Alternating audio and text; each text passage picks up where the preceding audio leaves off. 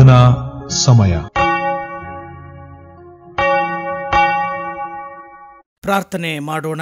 ಸರ್ವಶಕ್ತನೂ ಸದಾ ಜೀವಿಸುವಾತನೂ ಆಗಿರುವ ಯೇಸುವಿನಲ್ಲಿ ತಂದೆಯಾದ ದೇವರೇ, ನಿನ್ನ ಮಹಾಪರಿಶುದ್ಧ ನಾಮಕ್ಕೆ ಮಹಿಮೆ ಉಂಟಾಗಲಿ. ಸ್ವಾಮಿ, ಈ ಉದಯ ಕಾಲದಲ್ಲಿ ನಿನ್ನ ಪಾದ ಸನ್ನಿಧಿಗೆ ಬಂದು ನಿನ್ನನ್ನು ಆರಾಧಿಸುವಂತ ಕೃಪೆ ಕೊಟ್ಟದ್ದಕ್ಕಾಗಿ ನಿನಗೆ ಸ್ತೋತ್ರವಾಗಲಿ. ನಮ್ಮನ್ನ ಈ ಉದಯದಲ್ಲಿ ಎಬ್ಬಿಸಿ ನಿನ್ನ ಪಾದ ಸನ್ನಿಧಿಗೆ ಬರುವಂತ ನಿನ್ನ ಆತ್ಮನ ಕರೆಯುವಿಕೆಗಾಗಿ ನಿನಗೆ ಸ್ತೋತ್ರವಾಗಲಿ. ಕರ್ತನೆ, ನಿನ್ನನ್ನ ಆರಾಧಿಸುವಾಗಲೂ ಮತ್ತು ನಿನ್ನ ಸಾನ್ನಿಧ್ಯದ ಪ್ರಸನ್ನತೆಯ ಅನುಭವ ಮಾಡುವಾಗಲೂ ಅಂದು ಪವಿತ್ರಾತ್ಮನನ್ನ ಕ್ರೈಸ್ತ ಸಭೆಯ ಮೇಲೆಯೂ ಕ್ರೈಸ್ತರ ಮೇಲೆಯೂ ಸುರಿಸಿದಂತೆ ಇಂದು ನಮ್ಮ ಮೇಲೆ ನಿನ್ನ ಆತ್ಮನ ವರವನ್ನ ಸುರಿಸು. ನಾವು ನಿನ್ನ ಆತ್ಮನ ವರದ ಶಕ್ತಿ ಏನೆಂಬುದನ್ನ ತಿಳುಕೊಂಡವರಾಗಿ ಕರ್ತನೆ, ಅದನ್ನ ನಮ್ಮ ಜೀವಮಾನದಲ್ಲಿ ಕೃಪೆಯ ಫಲಗಳನ್ನಾಗಿ ಅನುಭವಿಸುತ್ತಾ ಸಂಸಿದ್ಧಿಯನ್ನ ಹೊಂದುವಂತೆ ಈ ಆರಾಧನೆ ನಮಗೆ ಸಹಾಯವಾಗಲಿ. ನಮ್ಮನ್ನ ಮತ್ತು ಆರಾಧನೆಯಲ್ಲಿ ಪಾಲು ತೆಗೆದುಕೊಳ್ಳುವಂತ ಎಲ್ಲರನ್ನ ನಿನ್ನ ತ್ರಾಣವುಳ್ಳ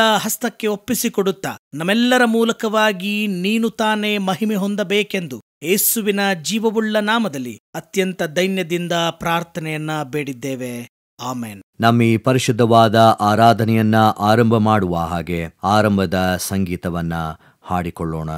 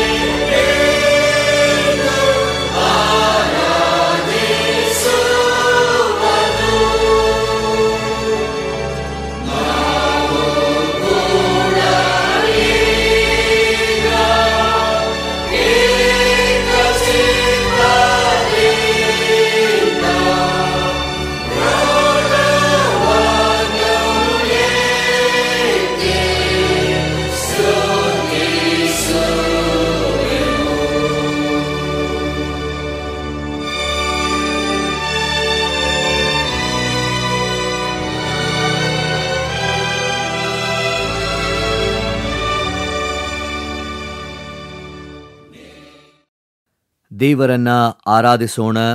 ಆರಾಧನಾ ಕ್ರಮ ಪುಸ್ತಕ 3ನೆಯ ವಿಧಾನದ 2ನೆಯ ಭಾಗವನ್ನ ನಾವು ಅನುಸರಿಸೋಣ. 3ನೆಯ ವಿಧಾನದ 2ನೆಯ ಭಾಗವನ್ನ ನಾವು ಅನುಸರಿಸೋಣ. ಕರ್ತನು ತನ್ನ ಪರಿಶುದ್ಧ ಮಂದಿರದಲ್ಲಿದ್ದಾನೆ. ಭೂಲೋಕವೆಲ್ಲ ಆತನ ಮುಂದೆ ಮೌನವಾಗಿರಲಿ. ಆತನ ಸಾನ್ನಿಧ್ಯದಲ್ಲಿ ಮಾನ ಮಹಿಮೆಗಳು, ಆತನ ಪವಿತ್ರಾಲಯದಲ್ಲಿ ಬಲ ಸೌಂದರ್ಯಗಳು ಇರುತ್ತವೆ. ನಾನಂತೂ ನಿನ್ನ ಮಹಾಕೃಪೆಯನ್ನು ಹೊಂದಿದವನಾಗಿ ನಿನ್ನ ಮಂದಿರದೊಳಗೆ ಪ್ರವೇಶಿಸುವೆನು. ನಿನ್ನಲ್ಲಿಯೇ ಭಯಭಕ್ತಿಯುಳ್ಳವನಾಗಿ ನಿನ್ನ ಪರಿಶುದ್ಧ ಆಲಯದ ಕಡೆಗೆ ಅಡ್ಡ ಬೀಳುವೆನು. ಕರ್ತನು ನನಗೆ ಬೆಳಕು ರಕ್ಷಕನೂ ಆಗಿದ್ದಾನೆ. ನಾನು ಯಾರಿಗೆ ಭಯಪಟ್ಟೆನು? ಕರ್ತನು ನನ್ನ ಪ್ರಾಣದ ಆಧಾರನು, ನಾನು ಯಾರಿಗೆ ಹೆದರೇನು? ಆತನು ನಮ್ಮ ಪಾಪಗಳಿಗೆ ಸರಿಯಾಗಿ ನಮ್ಮನ್ನು ಶಿಕ್ಷಿಸಲಿಲ್ಲ, ನಮ್ಮ ಅಪರಾಧಗಳಿಗೆ ತಕ್ಕಂತೆ ದಂಡಿಸಲಿಲ್ಲ. ಭೂಮಿಯ ಮೇಲೆ ಆಕಾಶವು ಎಷ್ಟು ಉನ್ನತವೋ, ಆತನಲ್ಲಿ ಭಯಭಕ್ತಿಯುಳ್ಳವರ ಮೇಲೆ ಆತನ ಕೃಪೆಯು ಅಷ್ಟು ಅಪಾರವಾಗಿದೆ. ಕರ್ತನ ಮಹೋಪಕಾರಗಳಿಗೆ ಬದಲೇನು ಮಾಡಲಿ? ರಕ್ಷಣಾ ಪಾತ್ರೆಯನ್ನು ತೆಗೆದುಕೊಂಡು ಕರ್ತನ ನಾಮವನ್ನು ಪ್ರಖ್ಯಾತಿಪಡಿಸುವೆನು. ಒಟ್ಟಾಗಿ ಕರ್ತನೇ, ನನ್ನ ಶರಣನೇ, ನನ್ನ ವಿಮೋಚಕನೇ, ನನ್ನ ಮಾತುಗಳು ನನ್ನ ಹೃದಯದ ಧ್ಯಾನವು ನಿನಗೆ ಸಮರ್ಪಕವಾಗಿರಲಿ. ದೇವರನ್ನ ಸ್ತುತಿಸುವ ಹಾಗೆ ಸಂಕೀರ್ತನೆಯನ್ನ ಹಾಡಿಕೊಳ್ಳೋಣ.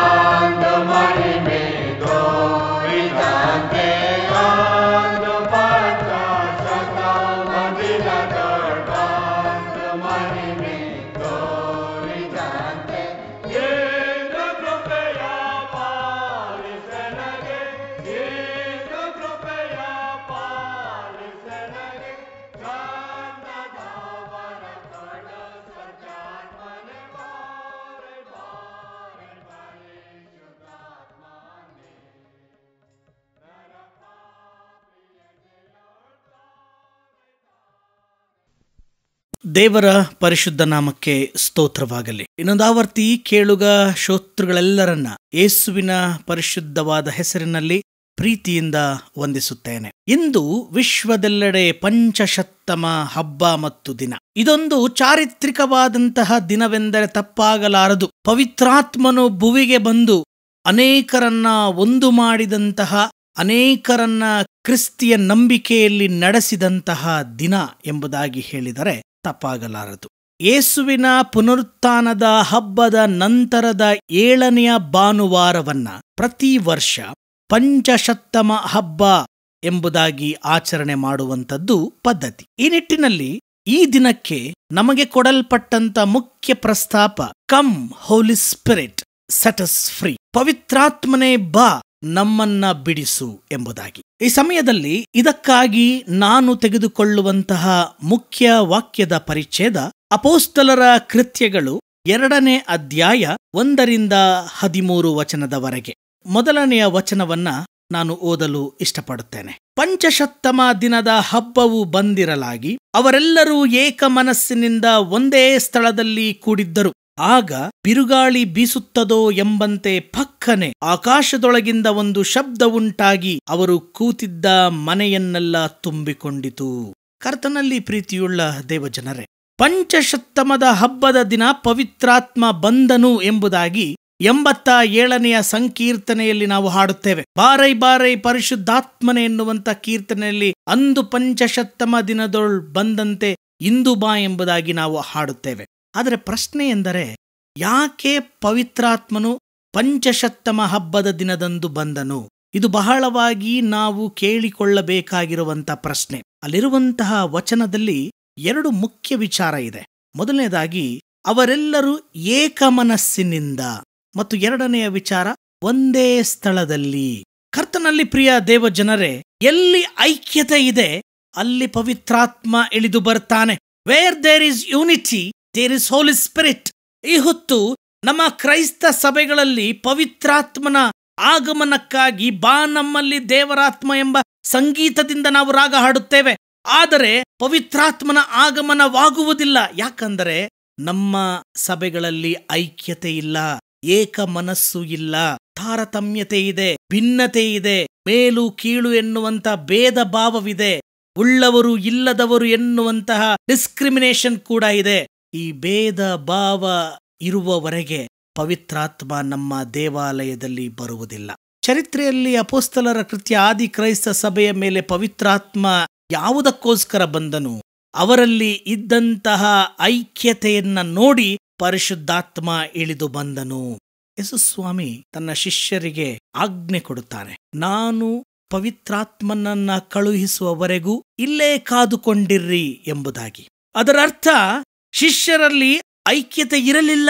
ಯಾವಾಗ ಯೇಸುವಿನ ಉತ್ಥಾನದ ದರ್ಶನದ ನಂತರ ಒಬ್ಬರನ್ನೊಬ್ಬರು ಅರ್ಥ ಮಾಡಿಕೊಳ್ಳುತ್ತಾರೆ, ಒಬ್ಬರನ್ನೊಬ್ಬರು ಐಕ್ಯತೆಯ ದಾರಿಯಲ್ಲಿ ನಡೆಯುತ್ತಾರೆ, ಅಲ್ಲಿ ಪವಿತ್ರಾತ್ಮನ ಕಾರ್ಯ ಉಂಟಾಗುವುದನ್ನ ಸುವಾರ್ಥ ಭಾಗದಲ್ಲಿ ಮತ್ತು ಅಪೊಸ್ತಲರ ಕೃತ್ಯದಲ್ಲಿ ನಾವು ಓದಿ ತಿಳುಕೊಳ್ಳಬಹುದಾಗಿದೆ. ಪ್ರಿಯರೇ, ಇವತ್ತು ಪಂಚಶತ್ತಮ ಹಬ್ಬದ ದಿನ ಎಂದರೆ ಅನೇಕರಾಗಿರುವಂತಹ ನಮ್ಮನ್ನ ದೇವರ ಹೆಸರಿನಲ್ಲಿ ಒಂದೇಯಾಗಿ ಮಾಡುವಂತ ಐಕ್ಯತೆಯ ಹಬ್ಬವೇ ಈ ಪಂಚಶತ್ತಮ ದಿನ ಆಗಿದೆ. ಪ್ರಿಯರೇ, ಇನ್ನು ಪವಿತ್ರಾತ್ಮನ ಕುರಿತು ಇರುವಂತಹ 2ನೆಯ ಮುಖ್ಯ ವಿಚಾರ ಎಂದರೆ ಅನ್ಯ ಭಾಷೆ, ನಾನಾ ಭಾಷೆ ಅಥವಾ ಬೇರೆ ಭಾಷೆ ಎಂಬುದಾಗಿ ನಾವು ತಿಳುಕೊಂಡಿದ್ದೇವೆ.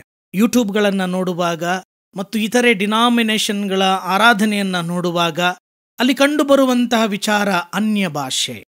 ಅನ್ಯ ಭಾಷೆ ಇದೆಯಾ ಎನ್ನುವಂಥದ್ದೇ ನಿಜವಾದಂಥ ಪ್ರಶ್ನೆ. ವಾಕ್ಯವನ್ನ ಅರ್ಥ ಮಾಡಿಕೊಳ್ಳುವಂತಹ ಪ್ರಯತ್ನ ಮಾಡೋಣ. ಅಪೊಸ್ತಲರ ಕೃತ್ಯ 2ನೇ ಅಧ್ಯಾಯ 9ನೆಯ ವಚನ. ಪಾರ್ಥ್ಯರು, ಮೇದ್ಯರು, ಏಲಾಮ್ಯರು, ಮೆಸೊಪೊತಾಮ್ಯ, ಯೂದಾಯ, ಕಪ್ಪದೋಕ್ಯ, ಪೋಂತ, ಆಸ್ಯ, ಪೃಗ್ಯ, ಪಂಫುಲ್ಯ, ಐಗುಪ್ತ, ಕುರೇನೆಯ ಮಗ್ಗುಲಲ್ಲಿರುವ ಲಿಬ್ಯ, ಈ ಸೀಮೆಗಳಲ್ಲಿ ವಾಸವಾಗಿರುವವರು, ರೋಮಾಪುರದಿಂದ ಬಂದು ಇಳಿದಿರುವ ಯಹೂದ್ಯರು, ಯಹೂದ್ಯ ಮತಾವಲಂಬಿಗಳು, ಕ್ರೇತ್ಯರು, ಅರಬೀ ದೇಶದವರೂ ಆಗಿರುವ ನಾವು ನಮ್ಮ ಭಾಷೆಗಳಲ್ಲಿ ಇವರು ದೇವರ ಮಹತ್ತುಗಳ ವಿಷಯವಾಗಿ ಹೇಳುವುದನ್ನ ಕೇಳುತ್ತೇವೆ ಅಂದುಕೊಂಡರು.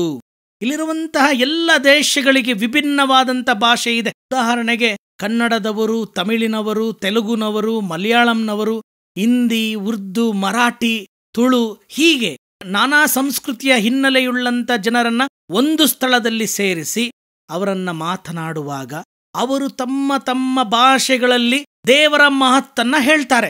ಆದರೆ ಭಾಷೆ ಬಾರದಂತಹ ಇತರರಿಗೆ ಅದು ಅರ್ಥವಾಗುತ್ತದೆ.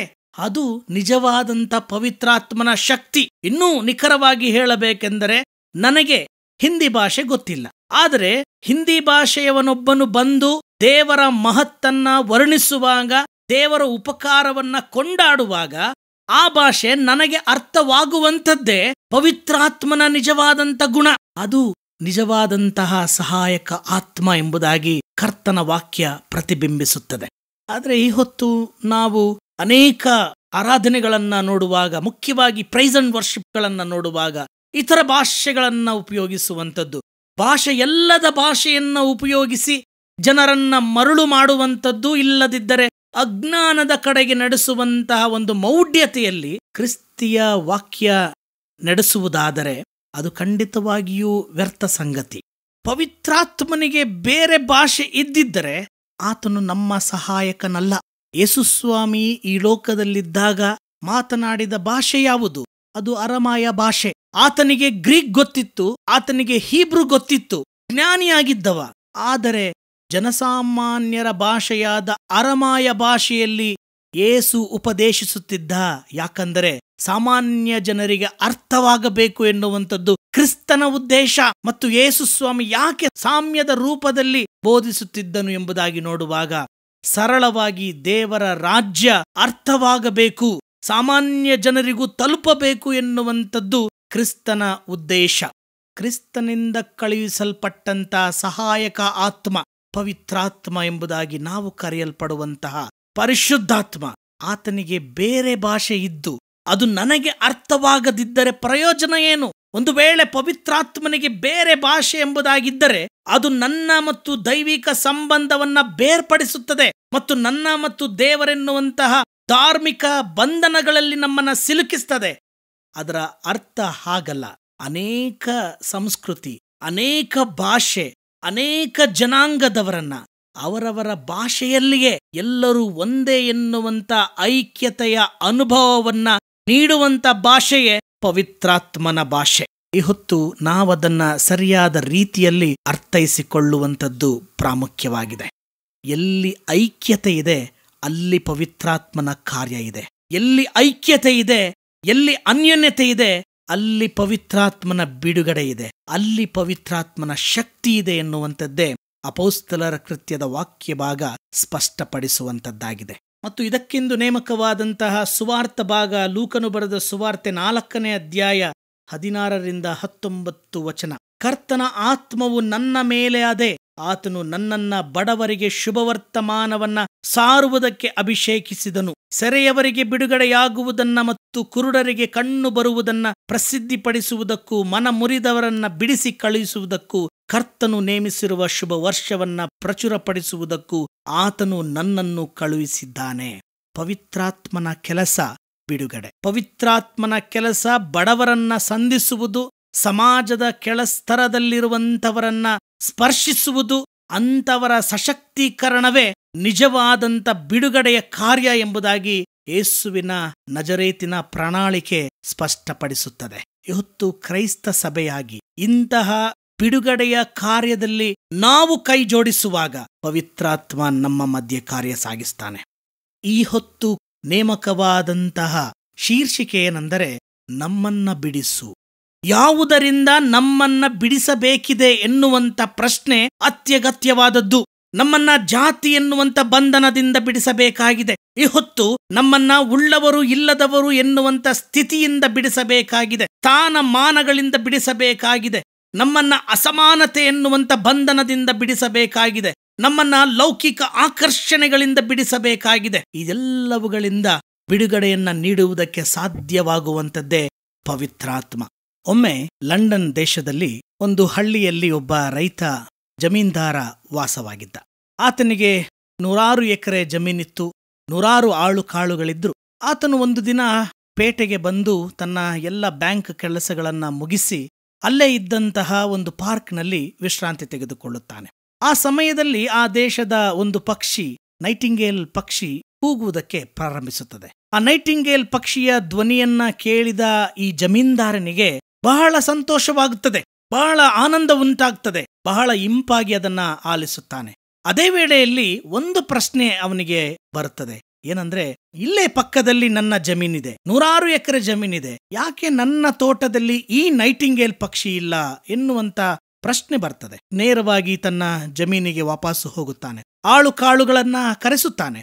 ಅವರಿಗೆ ಕೇಳುತ್ತಾನೆ, ನಾನು ಪಾರ್ಕ್ನಲ್ಲಿ ಕುಳಿತಿದ್ದಾಗ ನೈಟಿಂಗೇಲ್ ಎನ್ನುವಂತ ಪಕ್ಷಿಯ ಸ್ವರ ಕೇಳಿ ನನಗೆ ಆನಂದವಾಯಿತು, ಆದರೆ ನನ್ನ ತೋಟದಲ್ಲಿ ಯಾಕೆ ನೈಟಿಂಗೇಲ್ ಪಕ್ಷಿಯ ಸ್ವರ ಇಲ್ಲ ಎಂಬುದಾಗಿ ಅವನು ಆಳುಗಳನ್ನ ಕೇಳುವಾಗ ಆ ಆಳುಗಳು ಉತ್ತರಿಸುತ್ತಾರೆ, ದಣಿಗಳೇ, ನಿಮ್ಮ ತೋಟದಲ್ಲಿ ಕಾಗೆ, ಗೂಬೆ, ರಣಹದ್ದು ಎನ್ನುವಂತ ಕಿತ್ತು ತಿನ್ನುವಂತಹ ಪಕ್ಷಿಗಳಿದೆ. ಎಲ್ಲಿಯವರೆಗೂ ಈ ಪಕ್ಷಿಗಳಿದೆಯೋ ಅಲ್ಲಿಯವರೆಗೂ ನೈಟಿಂಗೇಲ್ ಎನ್ನುವಂತ ಪಕ್ಷಿ ನಿಮ್ಮ ತೋಟಕ್ಕೆ ಬರುವುದಿಲ್ಲ.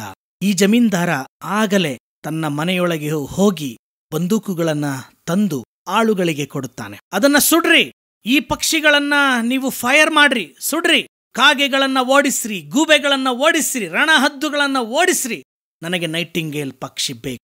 ಜಮೀನ್ದಾರ ಹೇಳಿದಂತೆ ಆಳುಗಳು ಗನ್ ಫೈರ್ ಅನ್ನ ಮಾಡುವಾಗ ಅದರ ಶಬ್ದಕ್ಕೆ ಕಾಗೆ, ಗೂಬೆ, ರಣಹದ್ದುಗಳು ಹೆದರಿಕೊಂಡು ಆ ಜಮೀನ್ದಾರನ ತೋಟವನ್ನ ಬಿಟ್ಟು ಹೊರಟು ಹೋಗುತ್ತದೆ. ಕೆಲವೇ ಗಂಟೆಗಳಲ್ಲಿ ನೈಟಿಂಗೇಲ್ ಎನ್ನುವಂಥ ಪಕ್ಷಿ ಇವನ ತೋಟಕ್ಕೆ ಹಾರಿ ಬಂದು ಕುಳಿತುಕೊಂಡು ಇಂಪಾದ ಸ್ವರದಿಂದ ಅವು ಕೂಗುತ್ತದೆ. ಆ ಕೂಗುವಿಕೆಯನ್ನ ಕೇಳಿ ಈ ಜಮೀನ್ದಾರನಿಗೆ ಸಂತೋಷ, ಸಂಭ್ರಮ, ಬಹಳ ಆನಂದ ಉಂಟಾಗ್ತದೆ. ಕರ್ತನಲ್ಲಿ ಒಲವಿನ ದೇವಜನರೇ, ಎಲ್ಲಿಯವರೆಗೂ ನಿನ್ನ ಹೃದಯದಲ್ಲಿ ಮನುಷ್ಯನನ್ನ ನನ್ನನ್ನೇ ಕಿತ್ತು ತಿನ್ನುವಂತಹ ಗುಣಗಳಿದೆಯೋ, ಎಲ್ಲಿಯವರೆಗೂ ಕಾಗೆಗಳಂತಹ, ರಣಹದ್ದುಗಳಂತಹ ಕಿತ್ತು ತಿನ್ನುವಂತಹ ವ್ಯಕ್ತಿತ್ವಗಳಲ್ಲಿ ನಾವು ಜೀವಿಸಿದ್ದೇವೋ, ಅಲ್ಲಿಯವರೆಗೂ ಪವಿತ್ರಾತ್ಮ ಎನ್ನುವಂಥ ಪಕ್ಷಿ ನನ್ನಲ್ಲಿ ಜೀವಿಸಲಿಕ್ಕೆ, ನನ್ನೊಳಗೆ ಬರಲು ಸಾಧ್ಯವಿಲ್ಲ. ಇವತ್ತು ನಾನದನ್ನ ಫೈರ್ ಮಾಡಬೇಕು, ನಾನದನ್ನ ಸುಟ್ಟು ಹಾಕಬೇಕು. ನನ್ನ ಹೃದಯವೆಂಬ ತೋಟದಿಂದ ಅವುಗಳನ್ನ ಹೊರದೂಡುವಾಗ ಪವಿತ್ರಾತ್ಮನು ನನ್ನೊಳಗೆ ಬರ್ತಾನೆ, ಇಂಪಾದ ಧ್ವನಿಯನ್ನ ಕೂಗುತ್ತಾನೆ. ಆ ಇಂಪಾದ ಧ್ವನಿ ನನ್ನನ್ನ ಸಂತಸಗೊಳಿಸ್ತದೆ, ನನ್ನನ್ನ ಸಂಭ್ರಮಿಸುವಂತೆ ಮಾಡ್ತದೆ, ನನ್ನನ್ನ ಕರ್ತನಲ್ಲಿ ಉಲ್ಲಾಸಿಸುವ ಹಾಗೆ ಮಾಡುವಂಥದ್ದಾಗಿದೆ. ಪರೀಕ್ಷಿಸಿಕೊಳ್ಳೋಣ, ನನಗೆ ಯಾವ ಪಕ್ಷಿ ಬೇಕು? ನನ್ನ ಹೃದಯಕ್ಕೆ ನಾನೇ ಯಜಮಾನ. ನನ್ನ ಹೃದಯದಲ್ಲಿ ವಾಸವಾಗಿರಬೇಕಂಥದ್ದು ಪವಿತ್ರಾತ್ಮನ ಇಲ್ಲವಾ ಎನ್ನುವಂಥದ್ದು ನನ್ನ ವ್ಯಕ್ತಿತ್ವದ ಮೇಲೆ, ನನ್ನ ಆಯ್ಕೆಯ ಮೇಲೆ ಅವಲಂಬಿತವಾಗಿದೆ. ಪ್ರಿಯರೇ, ಇಂತಹ ಪವಿತ್ರಾತ್ಮನನ್ನ ಹೃದಯದೊಳಕ್ಕೆ ಸ್ವೀಕರಿಸೋಣ. ಪವಿತ್ರಾತ್ಮನ ಗುಣಗಳೊಂದಿಗೆ, ಪವಿತ್ರಾತ್ಮನ ಸಂತಸದೊಂದಿಗೆ, ಪವಿತ್ರಾತ್ಮನ ಅನ್ಯೋನ್ಯತೆಯಲ್ಲಿ ಹಿಗ್ಗುತ್ತಾ ಆತನ ಸೇವೆ ಮಾಡಲು ಬಲಗೊಳ್ಳೋಣ. ದೇವರ ವಾಕ್ಯವಿದು. ಆಮೆನ್. ದೇವರ ವಾಕ್ಯ ಸಂದೇಶವನ್ನು ಕೇಳಿದಂಥ ನಾವು ನಮ್ಮ ನಂಬಿಕೆಯನ್ನು ದೃಢಪಡಿಸಿಕೊಳ್ಳುವ ಹಾಗೆ ಅಪೋಸ್ತಲರ ವಿಶ್ವಾಸ ಸೂತ್ರವನ್ನು ಏಕ ಮನಸ್ಸಿನಿಂದ ಒಟ್ಟಾಗಿ ಅರಿಕೆ ಮಾಡೋಣ. ಪರಲೋಕ ಭೂಲೋಕಗಳನ್ನು ಸೃಷ್ಟಿಸಿದ ಸರ್ವಶಕ್ತನಾಗಿರುವ ತಂದೆಯಾದ ದೇವರನ್ನು ನಂಬುತ್ತೇನೆ. ಆತನ ಏಕ ಕುಮಾರನಾಗಿರುವ ನಮ್ಮ ಪ್ರಭುವಾದ ಯೇಸು ಕ್ರಿಸ್ತನನ್ನು ನಂಬುತ್ತೇನೆ. ಈತನು ಪರಿಶುದ್ಧಾತ್ಮನಿಂದ ಕನ್ಯಾ ಮರಿಯಳ ಗರ್ಭದಲ್ಲಿ ಧರಿಸಲ್ಪಟ್ಟು ಆಕೆಯಲ್ಲಿ ಹುಟ್ಟಿ ಪೊಂತಿ ಪಿಲಾತನ ಆಧಿಪತ್ಯದಲ್ಲಿ ಶ್ರಮೆ ಹೊಂದಿ ಶಿಲುಬೆಗೆ ಜಡೆಯಲ್ಪಟ್ಟು ಸತ್ತು ಉಣ್ಣಲ್ಪಟ್ಟು ಪಾತಾಳಕ್ಕೆ ಇಳಿದು ಮೂರನೇ ದಿವಸದಲ್ಲಿ ಸತ್ತವರೊಳಗಿಂದ ಎದ್ದು ಪರಲೋಕಕ್ಕೆ ಏರಿ ಹೋಗಿ ಸರ್ವಶಕ್ತನಾಗಿರುವ ತಂದೆಯಾದ ದೇವರ ಬಲಪಾರ್ಶ್ವದಲ್ಲಿ ಕುಳಿತುಕೊಂಡು ಇರುತ್ತಾನೆ. ಈತನು ಅಲ್ಲಿಂದ ಬಂದು ಬದುಕಿರುವವರಿಗೂ ಸತ್ತವರಿಗೂ ನ್ಯಾಯ ತೀರಿಸುವನು ಎಂಬುದನ್ನು ನಂಬುತ್ತೇನೆ. ನಾನು ಪರಿಶುದ್ಧಾತ್ಮನನ್ನು ನಂಬುತ್ತೇನೆ. ಒಂದೇ ಪರಿಶುದ್ಧ ಕ್ರೈಸ್ತ ಸಭೆಯು, ಭಕ್ತರ ಅನ್ಯೋನ್ಯತೆಯು, ಪಾಪದ ಪರಿಹಾರವು, ದೇಹದ ಪುನರುತ್ಥಾನವು, ನಿತ್ಯ ಜೀವವು ಉಂಟೆಂಬುದನ್ನು ನಂಬುತ್ತೇನೆ. ಆಮೆನ್. ನಮ್ಮ ಆರಾಧನೆಯನ್ನ ಅಂತ್ಯಗೊಳಿಸುವ ಹಾಗೆ ಕಡೆಯ ಸಂಗೀತವನ್ನ ಹಾಡಿಕೊಳ್ಳೋಣ.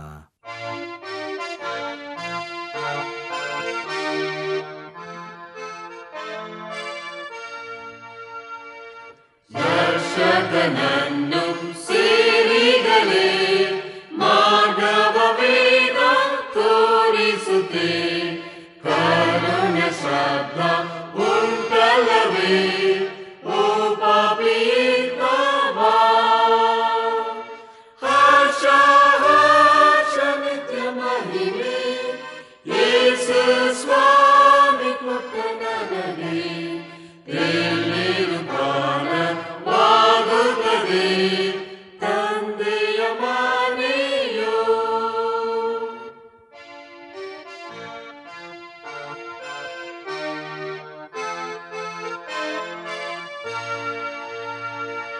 ಮಕ್ಕಳೇ ಬನ್ನಿ ಎಂದು ಹೀಗೆ ಯೇಸುವು ಕರೆಯುತ್ತಾನಲ್ಲವೇ,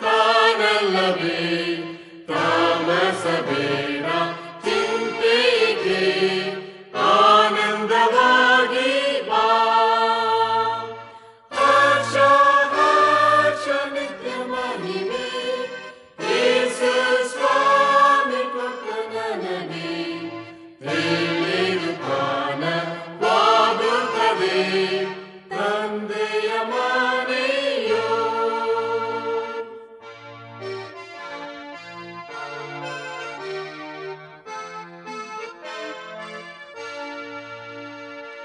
ಯೋಚನೆ ಮಾಡು ಕರ್ತನೇ, ದಯದ ಮಾತು ಹೇಳುತ್ತಲೇ, ವಿಧೇಯನಾಗಿ ಕೇಳ್ಪಾಪಿಯೇ ರಕ್ಷಣೆ ಹೊಂದ ಬಾ. ಹರ್ಷ ಹರ್ಷ ನಿತ್ಯ ಮಹಿಮೆ ಯೇಸು ಸ್ವಾಮಿ ಕೊಟ್ಟ ನನಗೆ,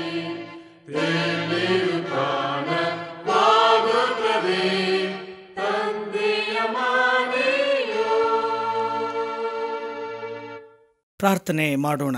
ಸರ್ವಶಕ್ತನೇ, ಪವಿತ್ರಾತ್ಮನೇ, ಅಂದು ಪಂಚಶತ್ತಮ ದಿನದಲ್ಲಿ ನಿನ್ನ ಶಿಷ್ಯರ ಮೇಲೆಯೂ ಮತ್ತು ನೆರೆದು ಬಂದಂಥ ಸದ್ಭಕ್ತರ ನಂಬಿಕೆಯ ಮಂಡಳಿ ಮೇಲೆ ಇಳಿದು ಬಂದಂತೆ ಇಂದು ನಮ್ಮ ಮಧ್ಯದಲ್ಲಿ ನಿನ್ನ ವಾಕ್ಯದ ಮೂಲಕವಾಗಿ ಇಳಿದು ಬಂದದ್ದಕ್ಕಾಗಿ ನಿನಗೆ ಸ್ತೋತ್ರ. ಸ್ವಾಮಿ, ನಾವು ಅನೇಕ ಲೌಕಿಕವಾದಂಥ ಬಂಧನದಲ್ಲಿದ್ದೇವೆ. ಈ ಎಲ್ಲ ಬಂಧನಗಳಿಂದ ನಮ್ಮನ್ನ ಬಿಡುಗಡೆಗೊಳಿಸುವಂಥದ್ದು ನಿನ್ನ ಸಾನ್ನಿಧ್ಯ ಮತ್ತು ನಿನ್ನ ವಾಕ್ಯದ ಆಶೀರ್ವಾದವೇ ಸರಿ. ಇಂತಹ ವಾಕ್ಯಕ್ಕಾಗಿಯೂ ಇಂತಹ ಆರಾಧನೆಯಲ್ಲಿ ಪಾಲು ತೆಗೆದುಕೊಳ್ಳುವಂಥ ಅವಕಾಶವನ್ನ ನೀಡಿದ್ದಕ್ಕಾಗಿಯೂ ನಿನಗೆ ಸ್ತೋತ್ರ. ಈ ಬಿಡುಗಡೆಯ ಅನುಭವದೊಂದಿಗೆ ಲೋಕದೊಳಗೆ ನಮ್ಮನ್ನ ಕಳುಹಿಸಿಕೊಡು. ಪವಿತ್ರಾತ್ಮನಾಗಿ ನಮ್ಮನ್ನ ಮಾರ್ಗದರ್ಶಿಸು. ನಾವು ನಡೆಯಬೇಕಾದಂಥ ದೈವ ರಹಸ್ಯವನ್ನ ಪ್ರಕಟಿಸು ಮತ್ತು ನಾವು ಮಾಡಬೇಕಾದಂಥ ದೈವ ಚಿತ್ತವನ್ನ ನೀನೇ ತಿಳಿಸುವುದರ ಮೂಲಕವಾಗಿ ನೀನು ತಾನೇ ನಮ್ಮೆಲ್ಲರ ಬಾಳಿಗೆ ದೀಪವೂ ದಾರಿಯೂ ಆಗಿದ್ದು ನಮ್ಮನ್ನ ನಿನ್ನ ರಾಜ್ಯಕ್ಕೆ ಮುಟ್ಟುವ ತನಕ ನಿನ್ನ ಸಾಧನವನ್ನಾಗಿ ಉಪಯೋಗಿಸಿಕೊಂಡು ಮಹಿಮೆ ಹೊಂದಬೇಕೆಂದು ಯೇಸು ಎನ್ನುವಂತ ಜೀವವುಳ್ಳ ನಾಮದಲ್ಲಿ ಅತ್ಯಂತ ದೈನ್ಯದಿಂದ ಬೇಡಿದ್ದೇವೆ. ಆಮೇನ್. ಕರ್ತನು ತಾನೇ ಕಲಿಸಿಕೊಟ್ಟ ಪ್ರಾರ್ಥನೆಯನ್ನ ನಾವು ಏಕ ಮನಸ್ಸಿನಿಂದ ಅರಿಕೆ ಮಾಡೋಣ.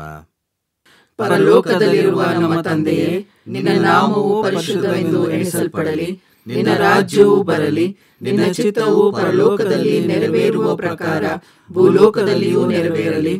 ನಮ್ಮ ಅನುದಿನದ ಆಹಾರವನ್ನು ಈ ಹೊತ್ತು ದಯಪಾಲಿಸು. ನಮಗೆ ತಪ್ಪು ಮಾಡಿದವರನ್ನು ನಾವು ಕ್ಷಮಿಸಿದಂತೆ ನಮ್ಮ ತಪ್ಪುಗಳನ್ನು ಕ್ಷಮಿಸು. ನಮ್ಮನ್ನು ಶೋಧನೆಯೊಳಗೆ ಸೇರಿಸದೆ ಕೇಡಿನಿಂದ ನಮ್ಮನ್ನು ತಪ್ಪಿಸು. ರಾಜ್ಯವು, ಬಲವು, ಮಹಿಮೆಯು ಸದಾಕಾಲ ನಿನ್ನವೇ. ಆಮೇನ್. ವಿಶ್ವಾಸದಿಂದ ಕರ್ತನಾಶೀರ್ವಾದವನ್ನ ಹೊಂದಿಕೊಳ್ಳಿರಿ.